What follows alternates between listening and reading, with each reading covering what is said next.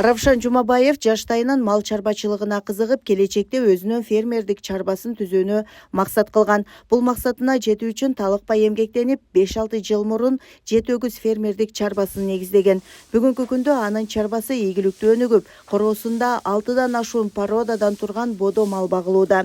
Ал ар бир малдын өзгөчөлүгүн эске алып, сапаттуу тоют менен камсыз кылып, заманбап ыкмаларды колдонуу аркылуу чарбасын кеңейтүүдө.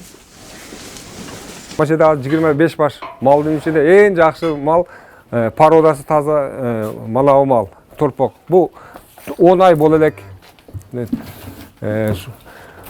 Атасы швиц, энеси красносипной. Эми мана 1,5 жаш унажындар менен, ол нар жактагыларды мен базардан алганмын. 1,5 жаш термен тең да. Өзү 10 айлык.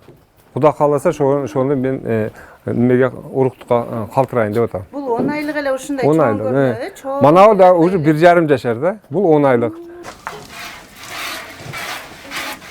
Ишмердүүлүгүнүн башында фермер сүт багытындагы малдарды багып көргөн, бирок сүттү үзгүлтүксүз өткөрүү жана сактоо шарттары сыяктуу кыйынчылыктар жаралгандыктан бул багытта анча ыңгайлуу болбой калган. Мындан улам эт багытындагы породаларга өтүүнү туура көргөн. Азыркы учурда эт багытындагы бодо малдарды багуу анын чарбасы үчүн туруктуу жана пайдалуу багыт болууда. Эт багытында баштадым эде.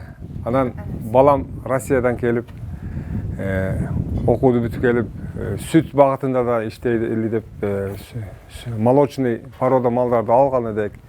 Галштин, Симментал, Черно-Пестрый алып анан бир суткасыга 250 литр немеге чыккан эдек. 30 литр сүт бере турган порода малдарым бар эде. Анан сүт ошондой нерсе экен, сезондо бир көтөрүлөт, бир сүт өтпөй калат. Ошо март, апрель айында сүт өткөрүш өтө кыйын болуп калат. Ошого байланыштуу ошончо сүттү кийин биз сата албай, бир челек таратып алып жүрдүк бекерге. Кийин оной кылсак бизге немебиз актабайт экен, расходубуз чыкпайт экен. Ошого кийин биз сүттү азайтып, азыркы күндө 70-80, 100ге чейин неме болуп атат сүт.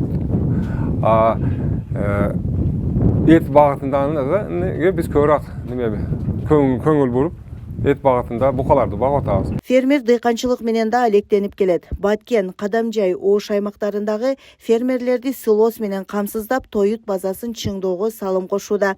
Мал багуу жана тоют даярдоо боюнча өзүнүн тажрыйбасы менен бөлүшүп, кеп кеңештерин да берүүдө. Бул 3 гектар жерден канча силос аласыз эми, канча тонна чыгат? Мен 3-жыл бийлегем, ошо теоретически дегенде 80-90 тонна бере турган урук дегенбиз. Но бизди жер немеси сал түшүнмөсө аз, категорияда бал, бонитети немерак ылдый, ошого биз 45-50 тоннага чейин силос алабыз. Ошо практикада ошондой немени көрсөтүп атат. Результатты. Мана урукту көрсөтөйүн десем, мана турецкий урук, Limagren деген компаниядан Турциядан келет. Агрогоризонт деген фирма бизге урукту алып берет Турциядан. Бир мешокто 70 000 дана, о 1 гектарга расчет кылынган да. Буну килолап неме кылынбайт.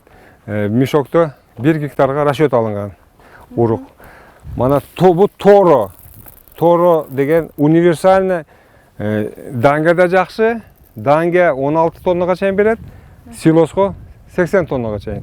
Каарманыбыздын фермасынан күнүнө 70 литрге чейин сүт, айына 1 тоннадан ашуун эт алынат. Продукция өзү жашаган айылдан артпайт. Сабира Абдисаматова, Абдирашид Саттаров, жаңылыктар.